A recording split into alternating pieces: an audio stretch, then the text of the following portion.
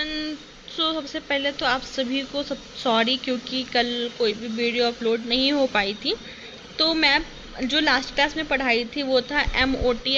आपको I hope so समझ में आ गया हो। अगर नहीं आया फिर कोई भी प्रॉब्लम है मेरी समझाने में, मेरे नोट्स में, तो आप प्लीज़ कमेंट करके ज़रूर बताना ताकि मैं उसको और अच्छे से सुधारूँ। तो MOT तो कंप्लीट हो गई थी। मैं बोली थी कि नेक्स्ट क्लास में मैं कुछ टर्मिनोलॉजी बताऊंगी, जिसमें से है substitution reaction, addition reaction, elimination reaction. ठीक है, तो सब्स्टिट्यूशन रिएक्शन सबसे पहले होता क्या है ये हम समझते हैं। ठीक है, तो सब्स्टिट्यूशन रिएक्शन मतलब जैसे कि मैं अभी पढ़ा रही हूँ आपको, ठीक है, मेरी जगह कोई और आके आपको अगर पढ़ाता है तो ये हो गया सब्स्टिट्यूशन रिएक्शन। ठीक है, मेरी जगह कोई और आ गया तो उससे हम बोलते हैं सब्स्टिट्यूशन रिएक्शन। दूसरा होता है एडिशन रिएक्शन, यानी कि किसी का जुड़ना। ठीक है, इलिमिनेशन रिएक्शन यानी कि किसी को इलिमिनेट करना। ठीक है, इलिमिनेट करके डबल बॉन्ड या ट्रिपल बॉन्ड का जुड़ना, इससे हम बोलते हैं इलिमिनेशन रिएक्शन। ठीक है, तो सबसे पहले हम देखते हैं सब्स्टिट्यूशन में क्या होता है कि मेरी जगह कोई और आ गया तो उसे हम बोलेंगे सब्स्टिट्यूशन रिएक्शन। इसका एग्जाम्पल है कुछ CH3Cl है, ठीक है, प्लस OH है।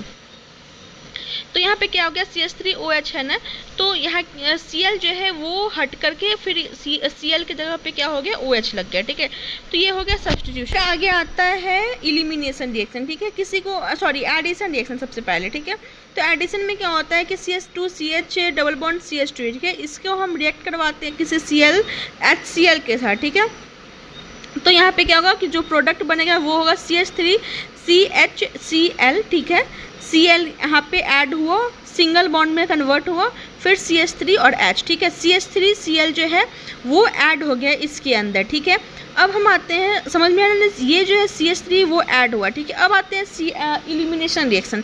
इलिमिनेशन रिएक्शन में क्या होता है कि हम जब जैसे CH3CH और Cl है, ठीक है, यहाँ पे जो H और Cl है इसको हम इलिमिनेट करवा करके डबल बॉन्ड में कन्वर्ट करेंगे। जैसे CH3CH डबल बॉन्ड CH2 हो गया। ठीक है, यही है main substitution reaction, addition reaction and elimination reaction.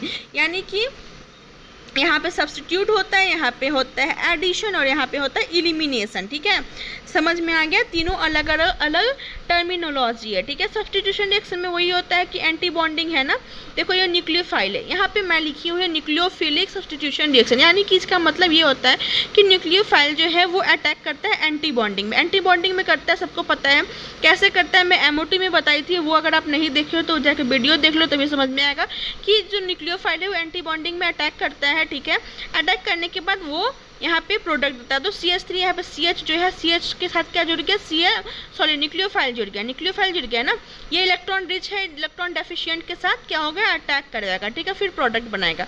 तो ये हो गया हमारा सब्स्टिट्यूशन रिएक्शन। अब हम आते हैं इलिमिनेशन रिएक्शन पे। इलिमिनेशन रिएक्शन से पहले भी और भी है सब्स्टिट्यूशन रिएक्शन, वो देख लो, ये भी वही है। होमो लूमो मतलब क्या होता है, ये भी MOT का ही पार्ट है। ये सारा कुछ मैं पिछले वीडियो में बता चुकी हूँ, इसलिए मुझे नहीं लगता कि इस वीडियो में मुझे रिपीट करने की ज़रूरत है। ठीक है, अब आता है सब्स्टिट्यूशन रिएक्शन। ठीक है, यहाँ पे क्या होता है, CH2 यहाँ पे सेम वही रिएक्शन है। ठीक है, इलेक्ट्रॉन रिच जो है इलेक्ट्रॉन डेफिशिएंट पे अटैक करेगा, फिर यहाँ पे प्रोडक्ट बन जाएगा। ठीक है, यहाँ पे क्या होता है, देखो यहाँ पे CH3 यहाँ पे जो न्यूक्लियोफाइल है वो एंटी बॉन्डिंग पे अटैक करके बना, तो यहाँ पे क्या हुआ कि ट्रांजिशन स्टेट बनता है। ठीक है, तो ट्रांजिशन स्टेट में क्या होता है कि formation of bond and breaking of bond. ठीक है, यहाँ पे क्या हुआ, ये जो बना ये रिएक्टेंट है, तब भी क्या हुआ, CH3CH है ना, CH है, Cl लगा हुआ है यहाँ पे नीचे में, यहाँ अटैक किया। ठीक है, जहाँ वो अटैक किया तो यहाँ पे क्या हुआ कि जो ये बॉन्ड है ना CH, यहाँ पे जब अटैक करेगा तो CH जो है, जस्ट अ मिनट मैं आपको बताती हूँ पेन से, देखो ये जो है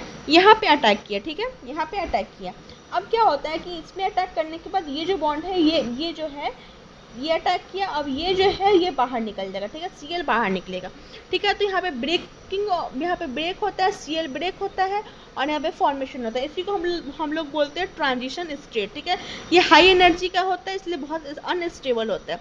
देखो, और कोई भी हम केमिस्ट्री पढ़ते हैं ना तो हम देखते हैं कि ऑर्गेनिक केमिस्ट्री जो हम पढ़ते हैं तो ये हमेशा ही याद रखना, या फिर केमिस्ट्री में, ओवरऑल केमिस्ट्री में हमेशा ही याद रखना कि जो हाई एनर्जी का, जिसका एनर्जी ज़्यादा होता है वो हमेशा अनस्टेबल होता है। ठीक है, तो जो ट्रांजिशन स्टेट है ना वो है हाई एनर्जी का, तो ये क्या होगा, अनस्टेबल होगा। फिर प्रोडक्ट बनेगा CH3CH, यहाँ पे न्यूक्लियोफाइल अटैक किया, फिर यहाँ पे CH3, ये हो गया प्रोडक्ट। ठीक है, अब देखो ग्राफ के हिसाब से मैं बताती हूँ आपको।